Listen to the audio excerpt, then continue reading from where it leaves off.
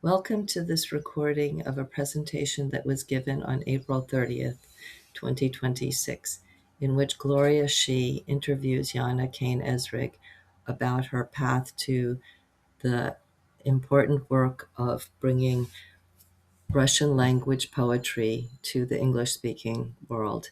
This event was held in honor of National Poetry Month and also Princeton University Alumni Association's 200th anniversary. It was organized by PWN, Princeton Women's Network of Northern New Jersey, an organization which exists under 3 Princeton area alumni associations of Northern New Jersey, and it's also co-sponsored by the class of 1985, to which both Yana and Gloria belong, and the class of 1982.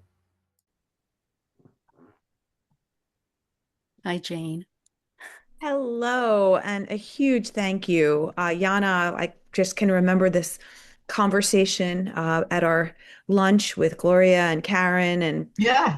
the nascent stages of this incredible event. Well, thank Uh, you. uh, and we're just so grateful to you for doing this.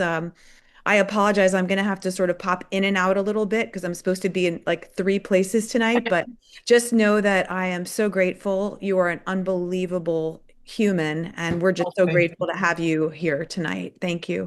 you. I'm very grateful to hear that. Um,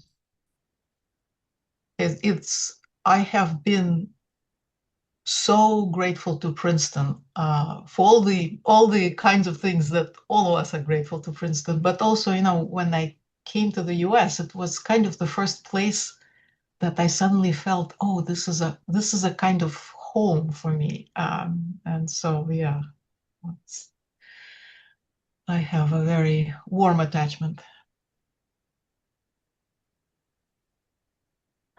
So how about we start and there's just a lot that Yana can share with us. So I want to introduce my um, good friend and classmate from the great class of 85, Yana Kane-Esrig, a fellow um, engineer uh, from um, double E computer science, who's had a very successful career as a data scientist, and in more recent years has expanded and used her creative energies and focus into the translation of Russian language poetry, um, poetry of witness and anti-war poetry. And she's, in the short time, she's won several esteemed awards too. But I think just to let Yana just show the breadth of her experience, there's a timeline that Yana had put together from, her initial coming to the US in 79. Yeah, so I Yeah. came I came as a refugee from what was then Soviet Union. I grew up in the city that now is called St. Petersburg and in the country that now is called Russia. At the time was Leningrad, Soviet Union. I'm a member of class of 85.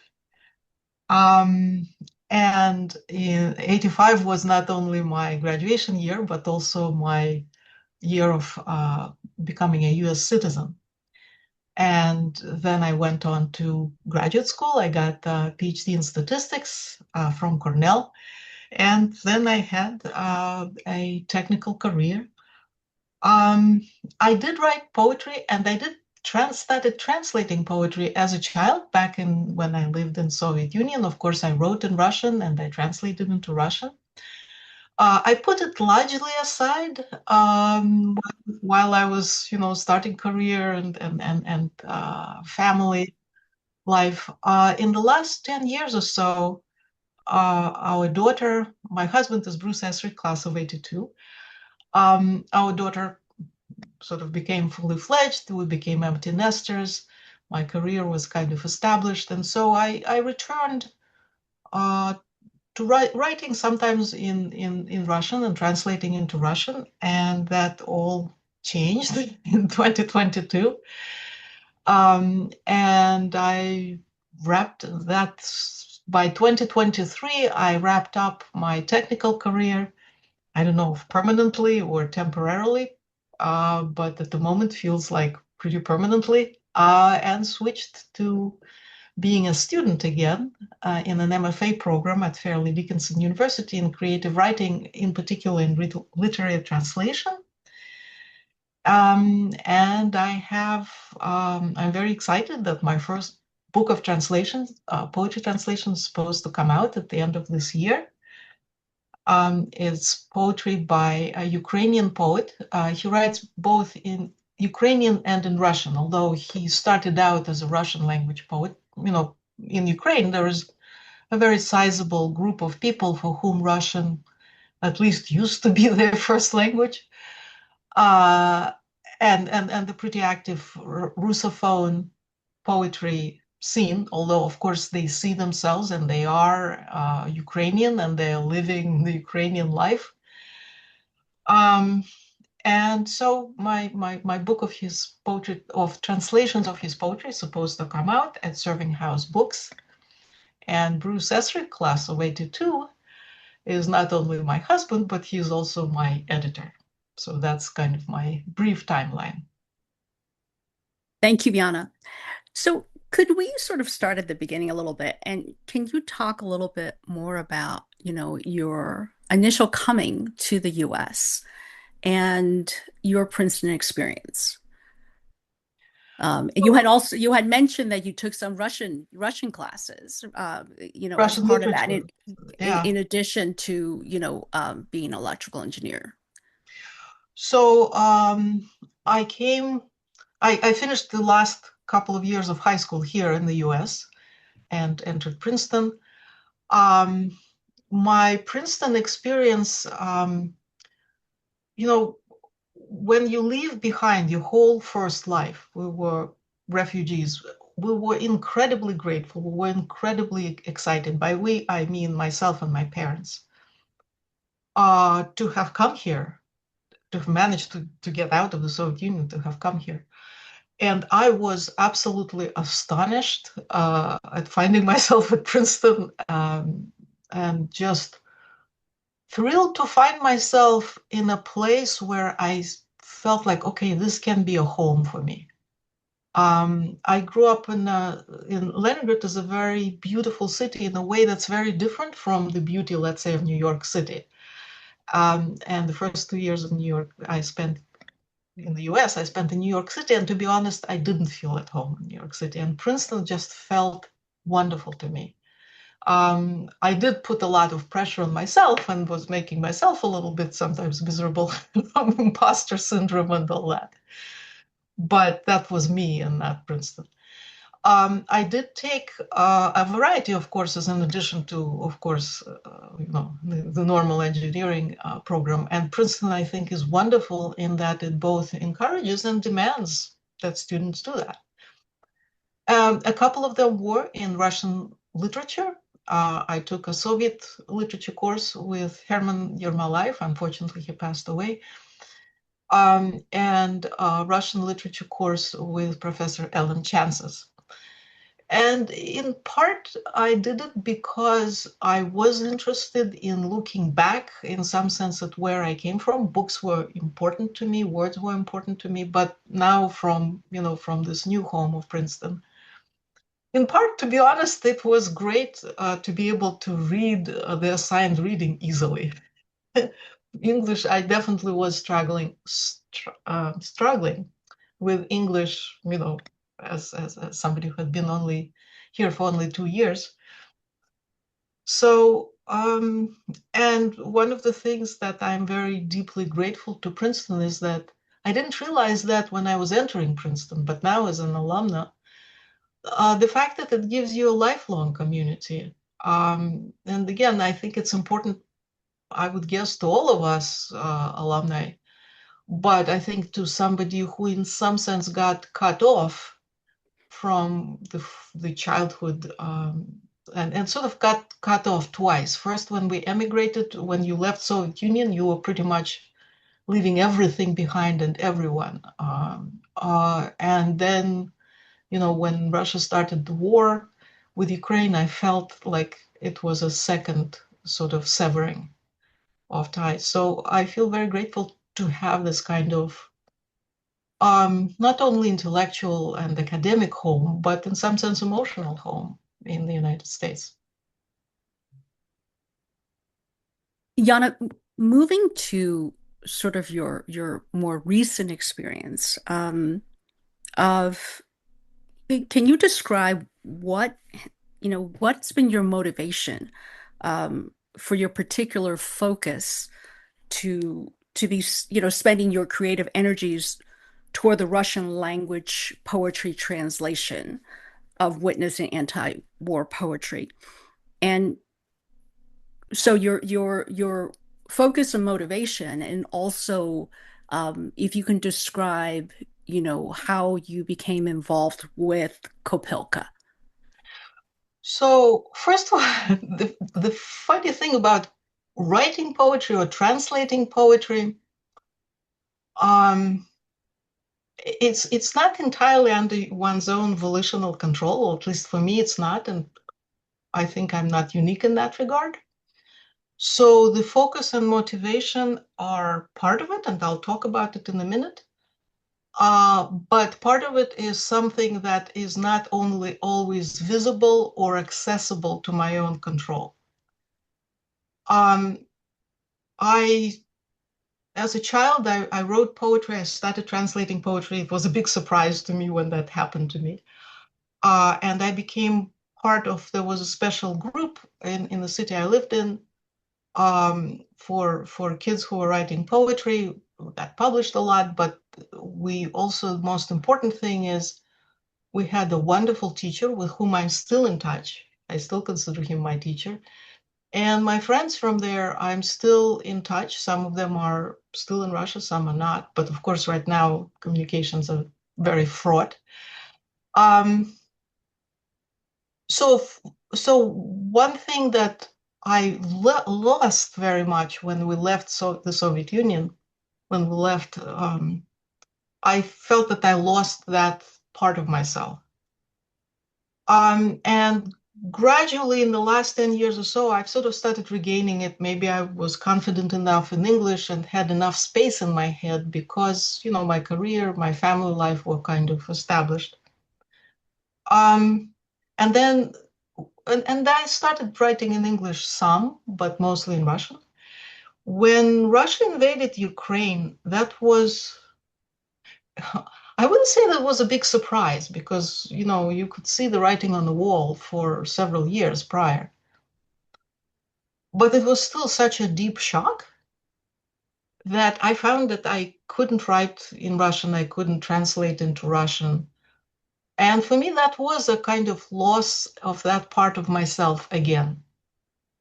And at the time, somebody asked me to translate a poem was written by, actually was lyrics for a song written by somebody who lived in Kharkiv, who was, under bombardment, to translate it from Russian into English.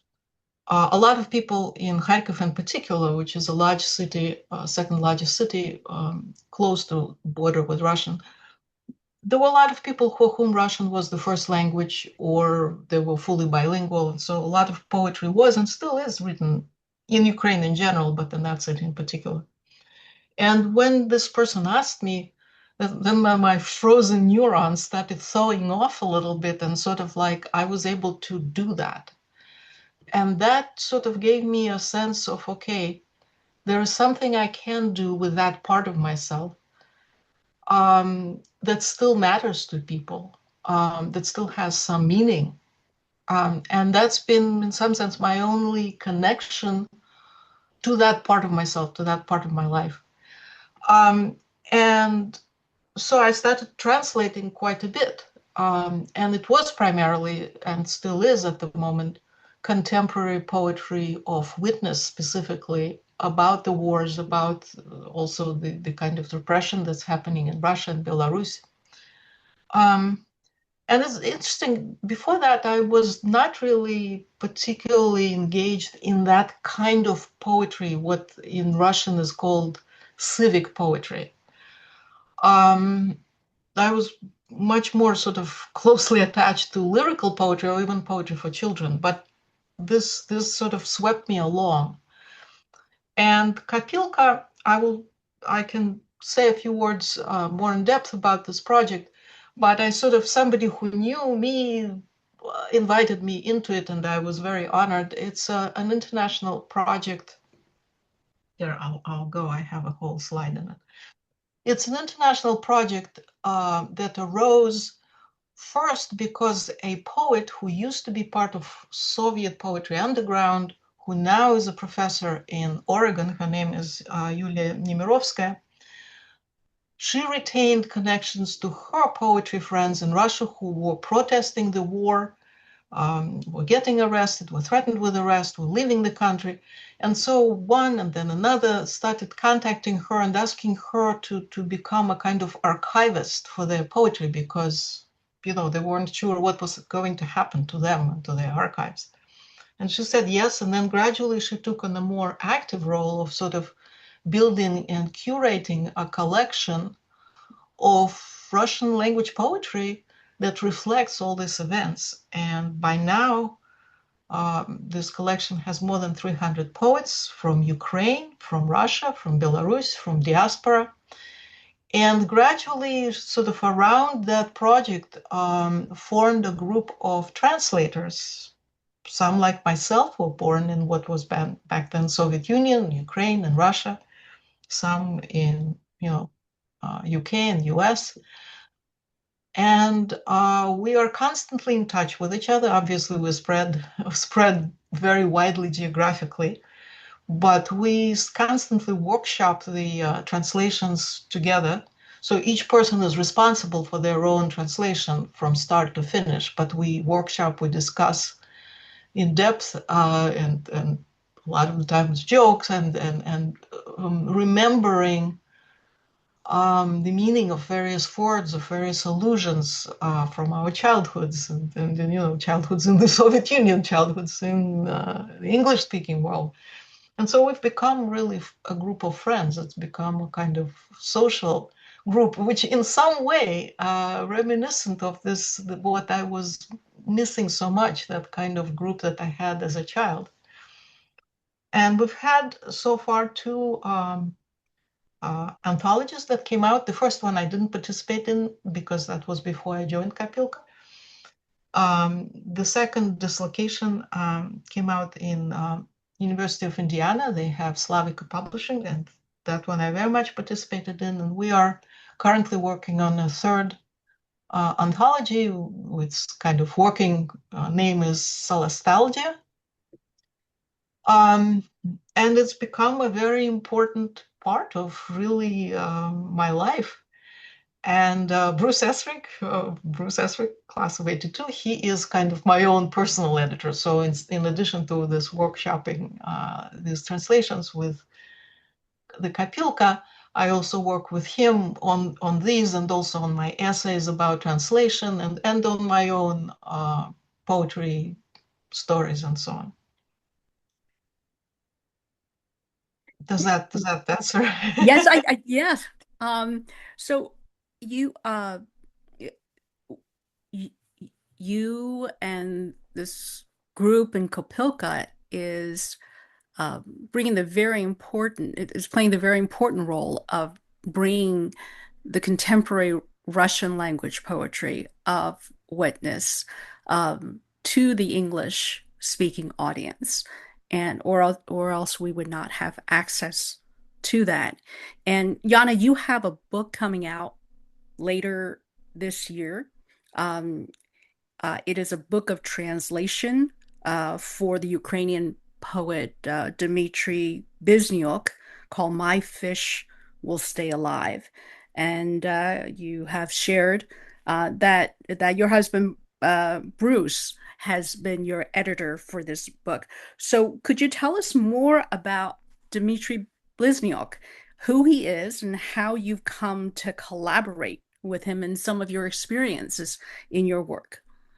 So here's Dmitry Bliznyuk. He lives in Kharkiv. And here he is he with his latest book, which his latest book that came out is in Ukrainian, actually. He's bilingual. And a photograph of his hand holding a piece of shrapnel when one of the, I guess, the bombs hit his yard. This kind of stuff sprayed into his house. Luckily, nobody was killed. So the way we sort of, I don't know, met kind of virtual space, there used to be a online magazine published in Russia, which with the start of war started focusing specifically on this kind of poetry. It's called Viewpoint, Точка зрения. Unfortunately, the magazine had to basically go quiescent because the persecution of all forms of, anything that's not falling in line with the official government view of the world is getting more and more persecuted, and they just couldn't continue to publish, especially poets from Russia. So they kind of ceased publication, but they published for a couple of years. And I saw Bliznyuk's poetry, wartime poetry there, and wanted to translate it. And of course, you have to write to the poet and ask permission, and that's kind of how it started. By that time, I started my MFA program in literary translation. And at some point I said, you know what, I would like, as my thesis project, I would like to translate a collection of his poetry.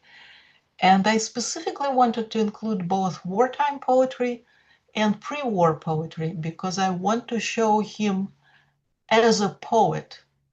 And it happens to be that he right now is living through wartime. And so right now he's a wartime poet, but he's more generally a poet. And I think that this is true about almost all of the poets that we as Kapilka sort of translators tend to choose. And just as we have been ourselves, some of us poets and translators, some translators only prior to this war, we choose poets who tend to, some are young poets, some are much older poets, but they're poets first. They came into this situation as poets, and it's just that this is what's happening to them, around them right now. So and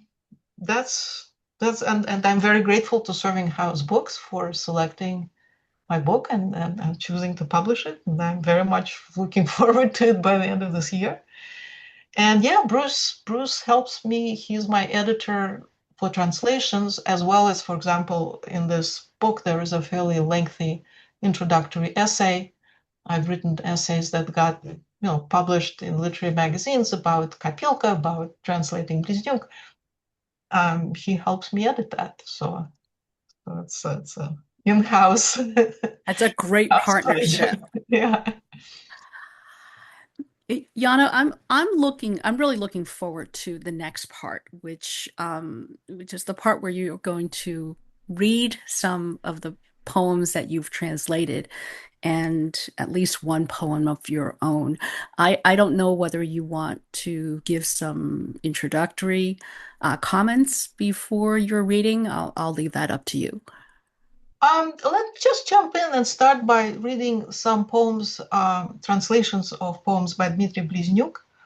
And then, to the degree that time allows, some other poets, again, some are from Ukraine, some are from Russia. And I'll comment as we kind of get to each poem. Okay, thank you. So Bliznyuk tends to write in free verse. Some poets write free verse, some write formal poetry. I'll try to give examples of both.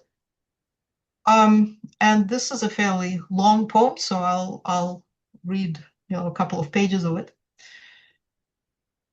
You've died so many times in your dreams that surely you can manage it once while awake. The soul abandons the body a moment beforehand, rising over what used to be home, the clumps of willow, the fishing schooner. The hot current spirals as it carries you off. It seems you are flying, a gnat stuck in glue. Your arms flung out. Now they're branching shoots of glowing tubes. Now you're a fantastical being. You've got 16 eyes on your face, upturned like a sunflower. But there's no one to see you. The retriever, concussed and terrified, managed to leap over the fence.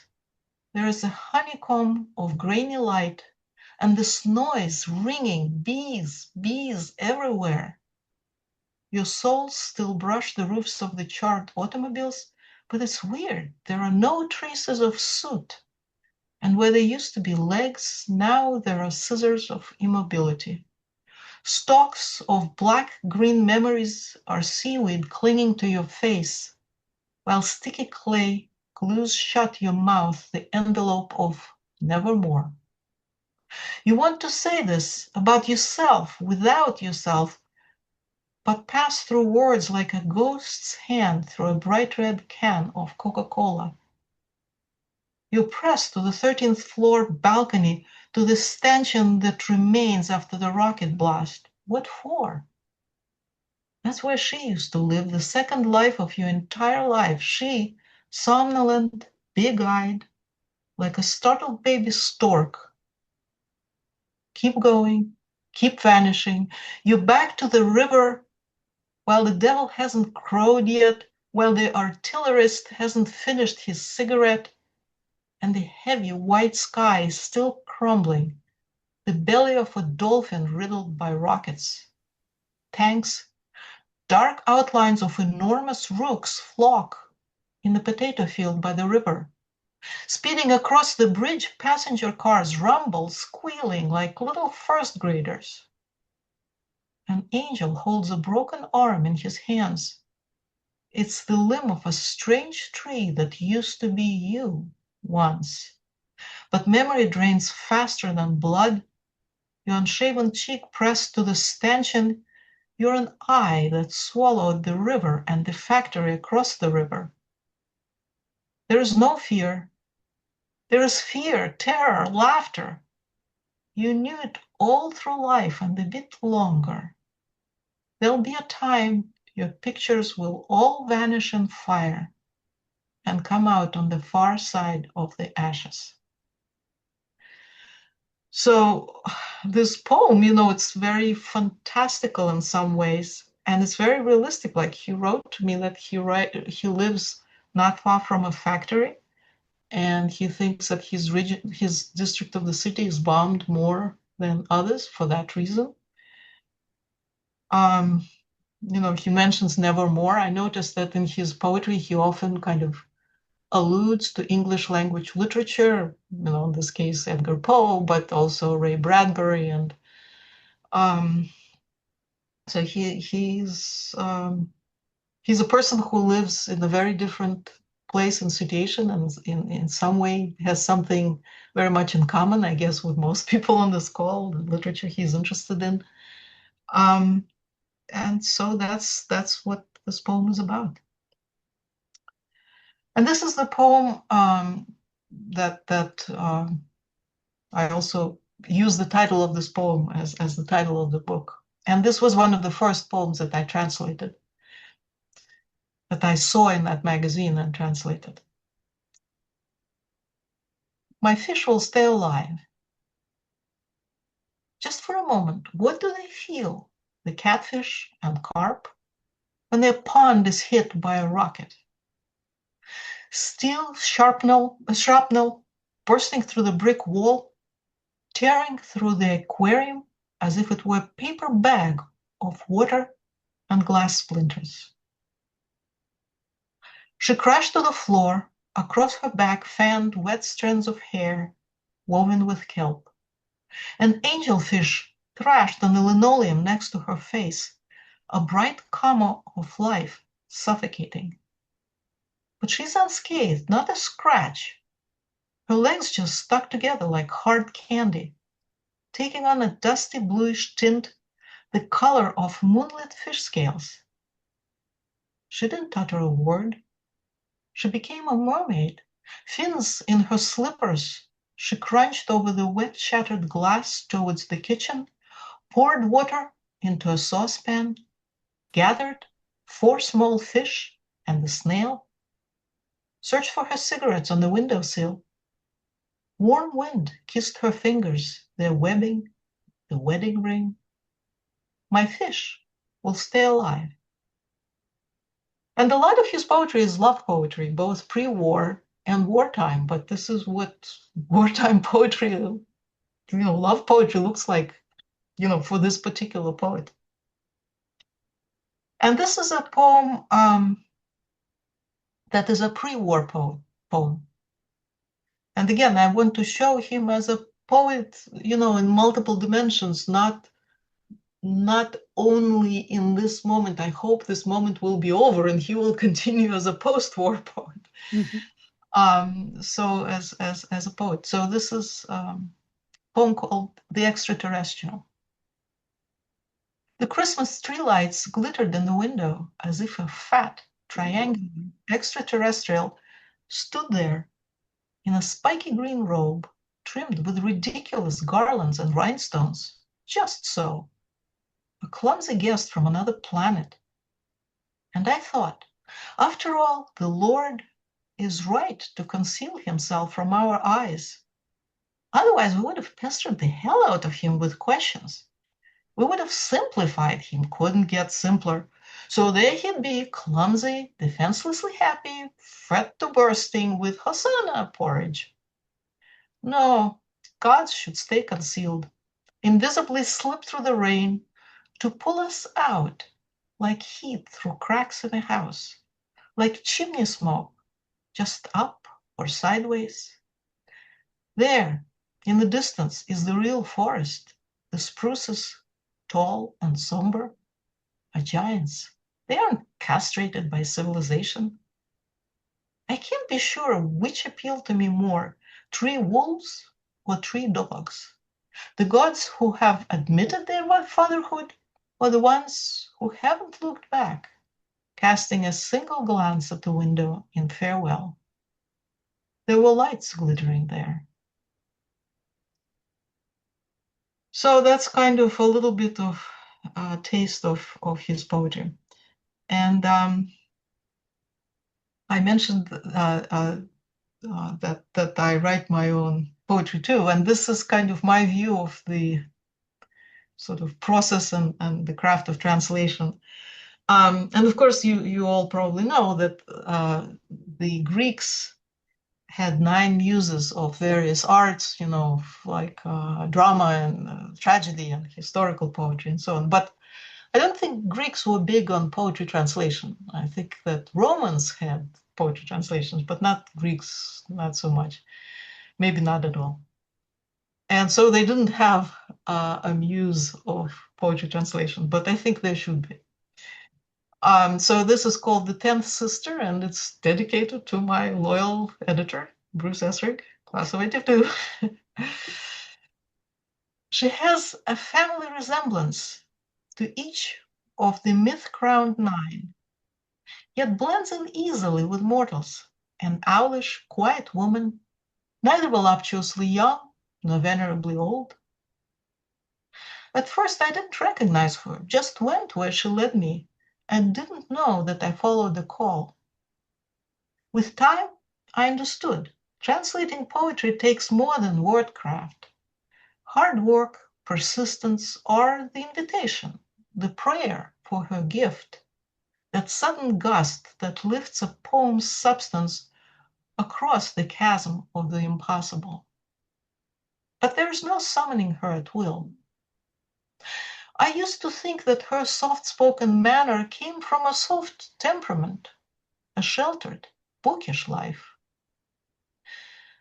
Now, when translation is a search and rescue mission, when I'm stumbling, calling for the living amid the wreckage of a language torn by war, When I'm among the ones listening and digging for voices buried by landslides of lies or choked by grief, her purposeful presence steadies my shaking fingers as she hands me a needed word, a phrase. Here, try out this one.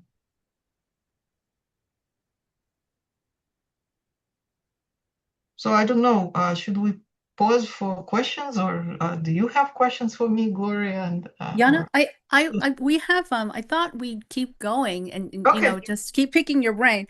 You've prepared some wonderful slides, and we thought we stop your portion in about 7 minutes or okay, so to open up for questions, and mentioned before sort of our in preparation earlier that I really loved your last two slides okay. because I'll jump in. yeah, Okay, so well, actually, I have to you're there. kind of rearrange slides slightly in order for this to make sense. Okay. Okay, so this is also a poet from Kharkiv, Ukraine. His name is Oleg Ladezhensky, and he's, by the way, also a science fiction writer. And it's an interesting story about him as a science fiction writer. Anyway, if anybody wants to go and look at his website, it's here. There's books there. Some are free, some you have to pay a little bit for PDF. Some are in Russian, some in Ukrainian, some in English. So, and he's a karate teacher, and he's a really neat guy. But anyway, here is kind of work. So I prepared this as an example of Kopilka at work. By the way, Kopilka means a piggy bank or coin bank. So it's kind of the place where we collect, accumulate this poetry. So he has a poem which has a ballad form, which means alternating 4 and 3 beat lines.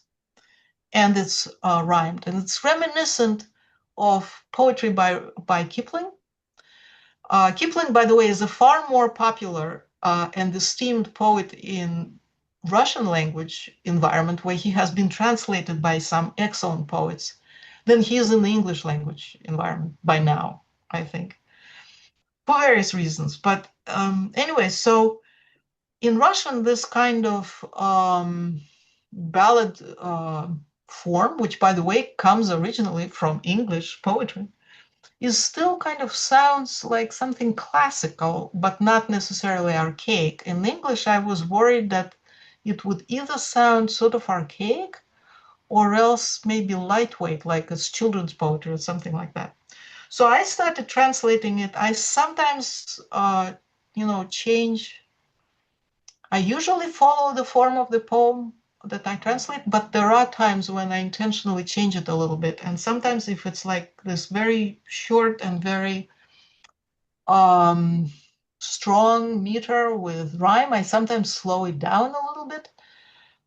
So it doesn't sound so much like children's poetry or something like that in English. And so I thought that this was required here. So I started translating it like that. I carried hope in my trembling arms, just as I found her the best I could, step by step through carnivorous sand, through hungry, rain-soaked autumn mud, and so on. And then some Kopilkans rebelled. They said, we've got to rehabilitate the ballad form. It comes from the English language poetry to begin with. We've got to return it to the English language. Don't be afraid. Don't be such a coward. And I thought, well, you know what, this poem of his, it's not like entirely, it's about a very grim subject, obviously. But it's not entirely serious. By the way, these poets have a sense of humor that doesn't abandon them, even in this kind of situation, just as, being in love doesn't abandon them. So then I said, okay, I'm going to rework this translation. And this is where I reworked it to match his meter. I carried hope in my trembling arms, such hope as I had found. I sank into treacherous, hungry sands. I stumbled on stony ground. Marching toward me rank on rank, tearing up the track, they kept on coming, hop, 2, 3, 4, hopelessness in their packs. The snot-filled nostril blows and blares.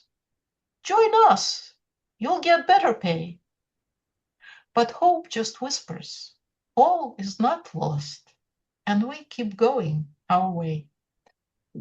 So, one thing that happened was that when Russia attacked Ukraine, there were many reasons proffered or claimed why. But one of them, we've got to defend the rights of the Russian language culture and Russian speakers in Ukraine. And of course, it's great irony because they're bombing primarily those cities that are closest to Russian border, which do have like Kharkiv, where a lot of the Russian-speaking population lives. So they've come to liberate them with bombs from whatever they claim was the problem. But anyway, so this is why he's writing that, join us, you'll get better pay. Like, because I think that the Russian government expected people who were Russian speakers to kind of be delighted to be bombed, and that's what he's being sarcastic about. But anyway, but the Kapilka, sometimes we like focus on one word or a particular expression or a particular allusion, but here it was like a more global question of what form should I use. So the other poem the other thing that was kind of in the appendix, but Gloria, you mentioned, is my own poem called Mother Tongue. And that sort of goes back to that moment when I lost, I hope not permanently, but lost my ability, at least for the time being, to write poetry in Russian. And so I wrote this poem both in English and in Russian. And it's as if like the Russian speaking part of me said, okay, this is what I'm telling you. And, you're on your own from there. But I'll read you the English version. Mother Tongue. I used to remember the first light, a slow kindling of dawn over the milky plain of fresh fallen snow. I used to remember the first words, more song than speech, a lullaby cradle, woven secrets of spruce and birch thickets. Now, light is stained, an unwitting accomplice to the eyes taking aim at human targets. Now my memory stumbles among craters, deafened by explosions, by screams, by dead silence of rubble. My mother tongue is struck dumb. Hatred sent its words to wage war. So that's, yeah. I keep hoping that eventually we'll go back. Well, back, I don't know. Back maybe isn't impossible by now. Forward to a different situation. But anyway, let me read you a couple of maybe more poems. I don't know if we'll have time to read a whole lot more. But this is Andrei Kostinsky. He's a poet from Kharkiv, Ukraine, and this is a photograph, which I'm reproducing here with his permission. This is a photograph of what was left of his home. His apartment got bombed in the very first days of the war. Luckily, he and his family were out, and only his cat died. So this is his poem. I live as if within this world I am no more. I shake an offered hand, respond to words, but make no sense. Above my head, sun like the sun. The moon glints from a well, a bucket deeply sunk. Memory immolated, ashes ankle high around my feet. At checkpoints, your residence papers, cigarettes, should I and myself meet, I'd say, one of us is no longer here.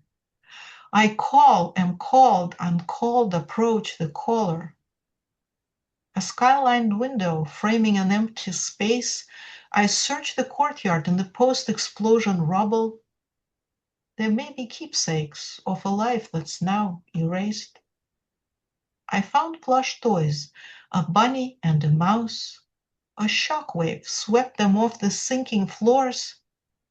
Tirimok world sheltering them allows my murdered home to enter fairy tale doors. So Tirimok is, I left that word kind of untranslated. It's a very particular little type of like little tower. And it's the name of a traditional Russian fairy tale about these different woodland animals that find this little wooden tower, and they, one by one, little animals move in, like a mouse and a bunny and so on. And so he's kind of alluding to this memory of his, he for him, Russian language was his first language. He's fully bilingual. And these animals that he actually really did find, they were toys of his child, now grown-up child, but he kept the toys and he found them after the explosion. He found them in the courtyard, and so they form a kind of fairy tale world in which his home still exists, his childhood still exists, and these toys still populate it. And by the way, I don't know if you noticed that this poem starts as free verse, but towards the end, this kind of more structured formal verse emerges as a kind of memory of childhood, because Russian poetry only recently started incorporating large amounts of free verse. Even now, there's a lot more rhyme and a lot more meter. It's much more common than in contemporary English poetry. And he wrote something to me in an email, in a personal email, but again, I got his permission to kind of share it, that he still sees this literature, poetry, of course, not the kind of poetry that glorifies, war and destruction, but the kind of poetry that witnesses and protests this, that it will be a sort of potential seed crystal around which will grow some sort of renewal, because he wrote that the people speaking these languages will continue to live next to each other. They will have to find some way of coexisting, and he thinks that this he's very much in favor of this project of Kapilka. I mean, all the poets whose poetry is included obviously agree to it and so on, but he's very much warmly in favor of this project, and it matters a lot to me, because it's so easy to feel totally helpless. So, and this is a poet from Russia, and this is her poem. Laws are mutating, protests are muted, United A's sneer at fractious nays. Brained by vulgarity, befogged and mired, the nation's skipping mom, stuck in its ways. Brick pressed to brick, stone laid on stone, in all directions our sky is blocked. Muttering, screw it, shrugging, who gives a damn? The nation's once again spineless and stuck.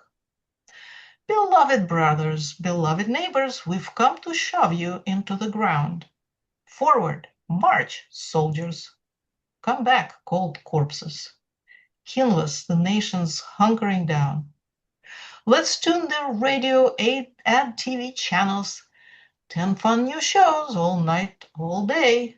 Some for the heartless, some for the brainless. The nation laps it up. Everything's okay. So again, this is a poem. This is kind of a view from Russia. By the way, before this poem was accepted for publication, I checked with the author again. Do you really want me to publish this? And she said yes. She's a brave soul. Mm. So Yana, these poems, it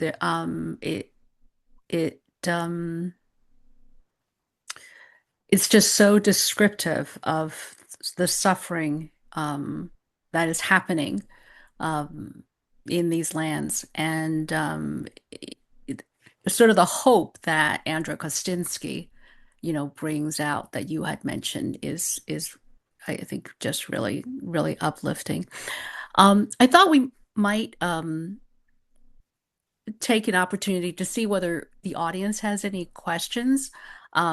If folks need to drop off at 9, I think we can, go to 9:15, 9:20 if there are questions. So if folks would, if they would, if you like to ask a question, if you would just like type Q to the meeting group chat, and then I can call on you.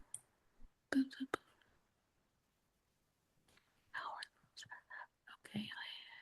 by the way, there are comments, but I can't read them because of Okay.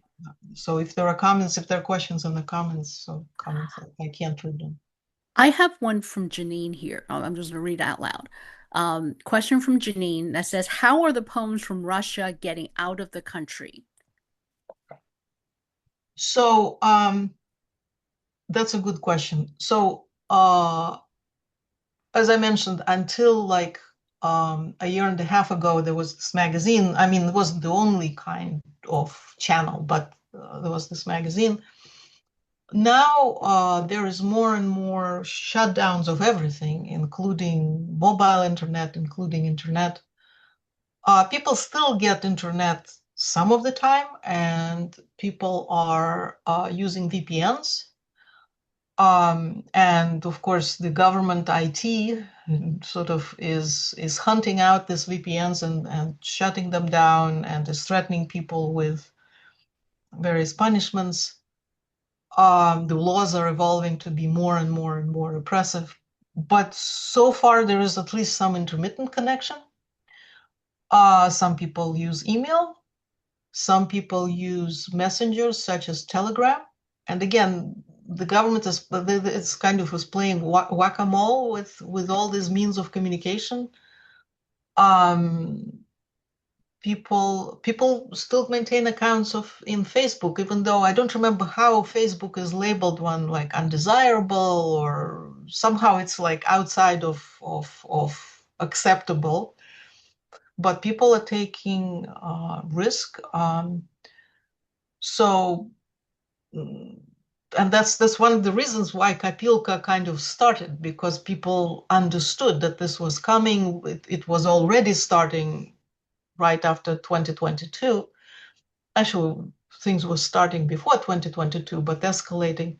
Certainly by now, it's become much more cat and mouse game.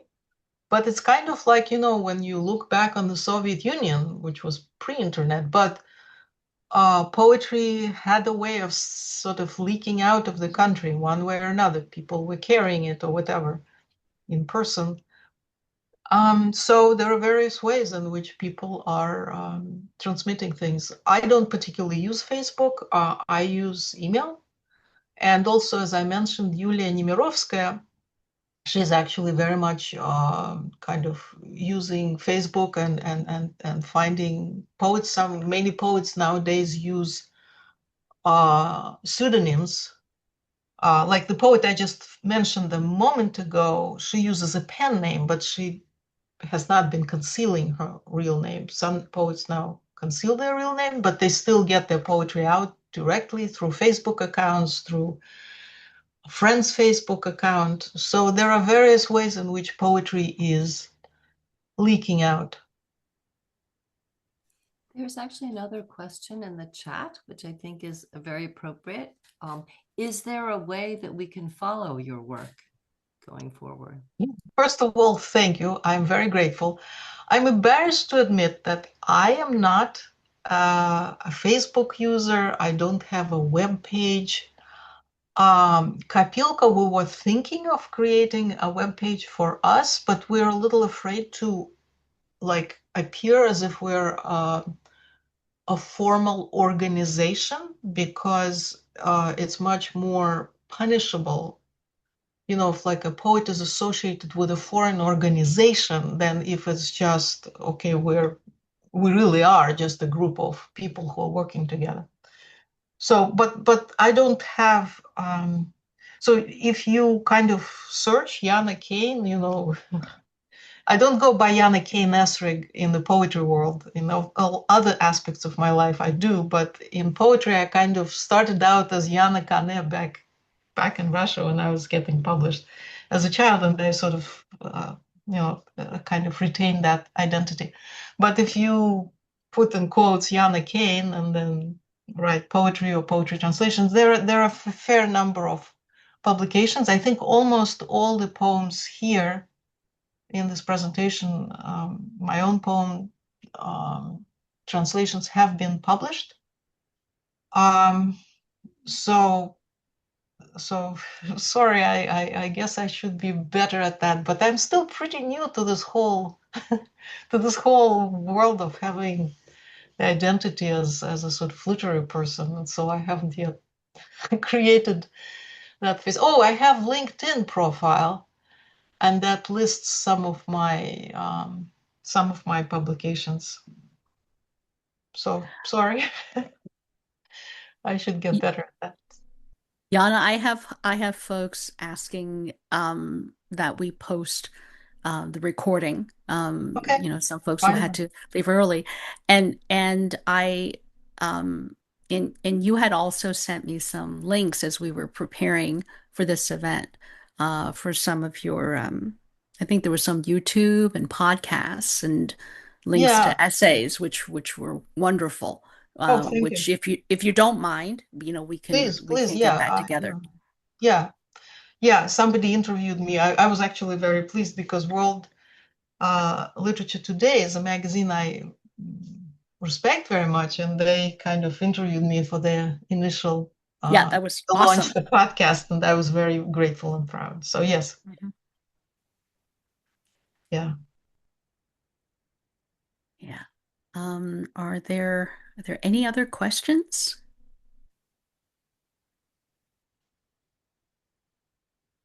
Okay. Okay, I don't see any Hi, other. hi, Go Yana. ahead. This is Lily. Hi, Hey. Lily. How are you? This is just an incredible presentation, very warm. Uh, I may have missed, perhaps, if there was a question prior.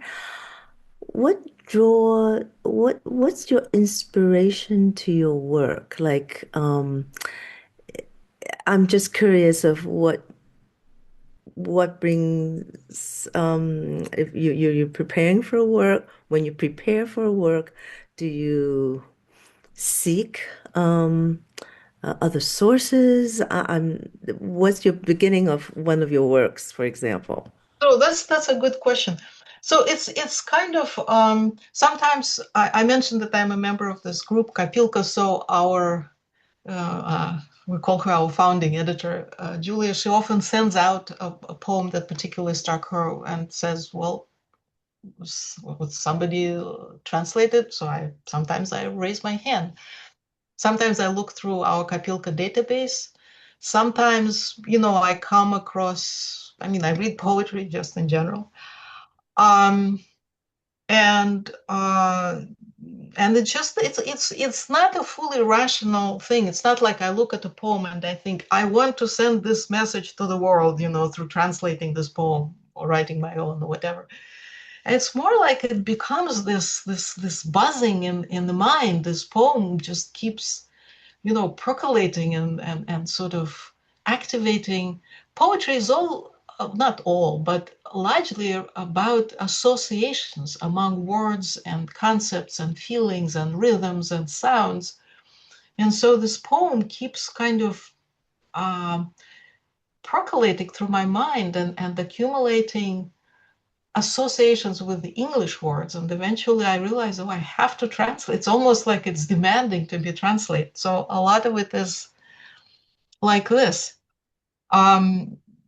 So for Bliznuk, since it was my thesis work, I actually sat down and read several of his books, and some poems, again, kind of reached out into my mind in this way, and that's the ones I chose.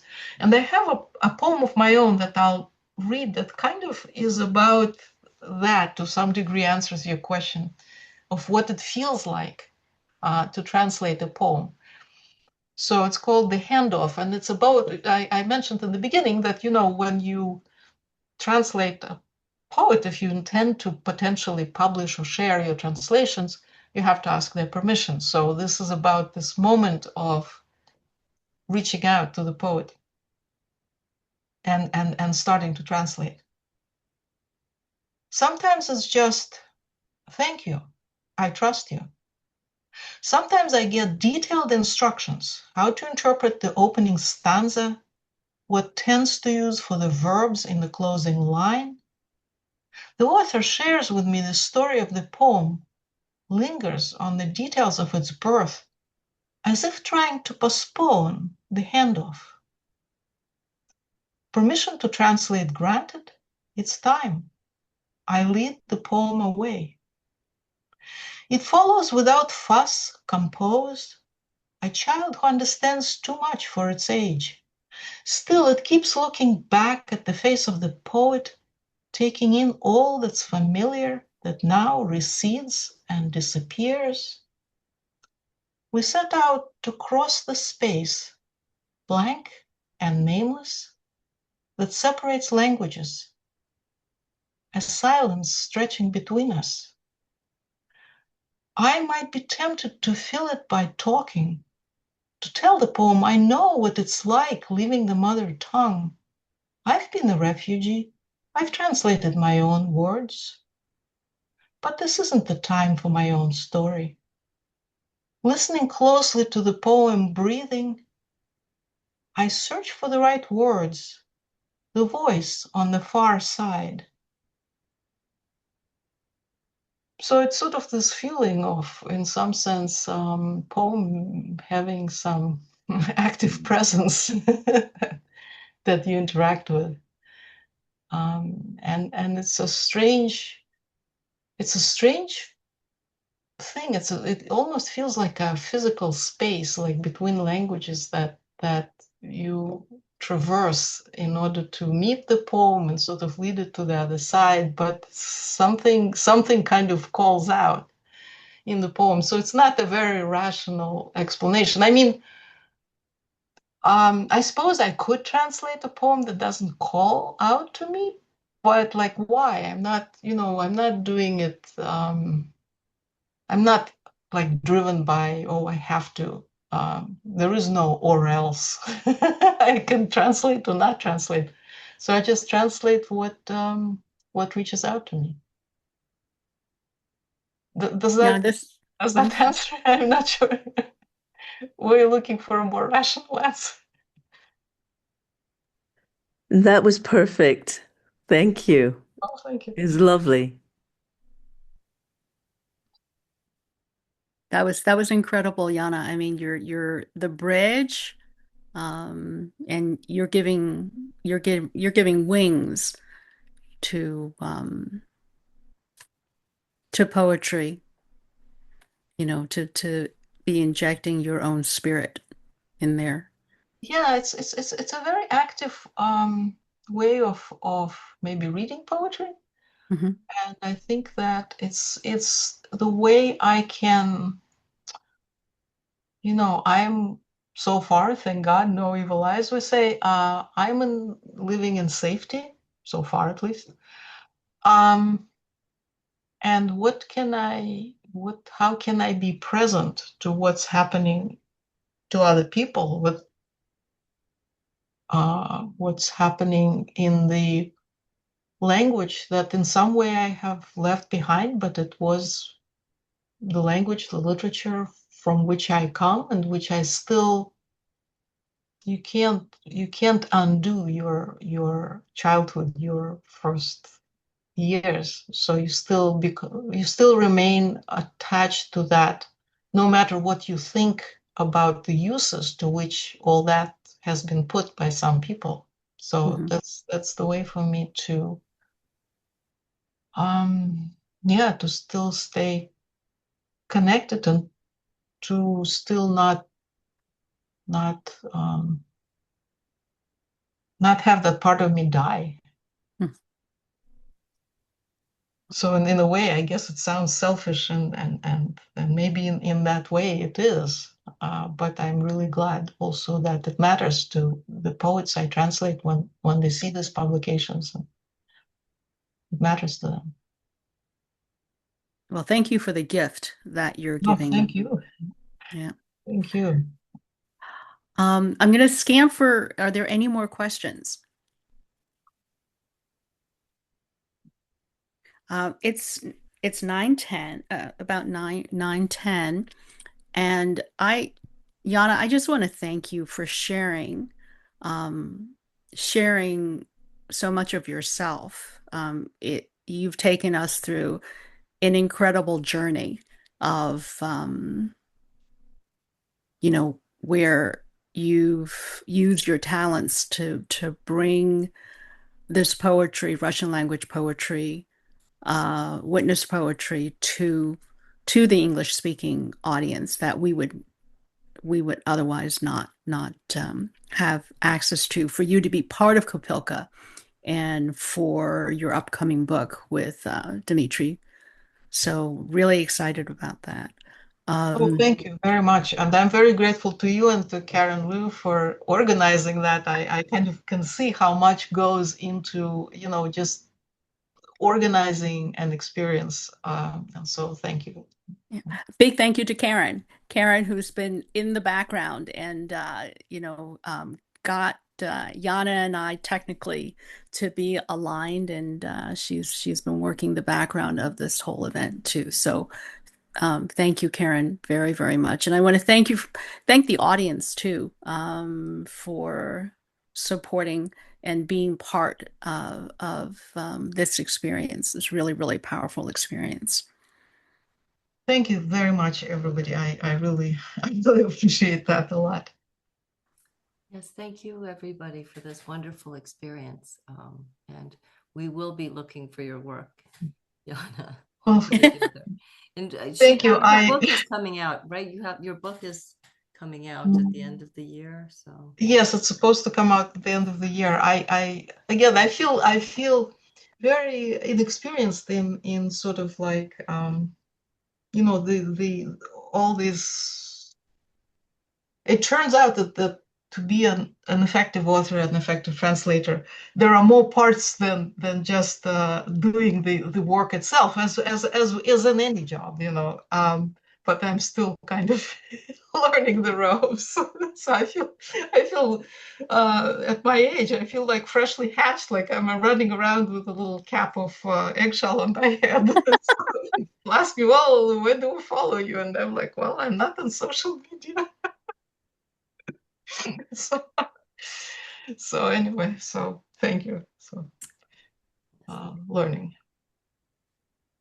Thank you. Hugs. Okay, thank you. Bye bye. Take care. Bye.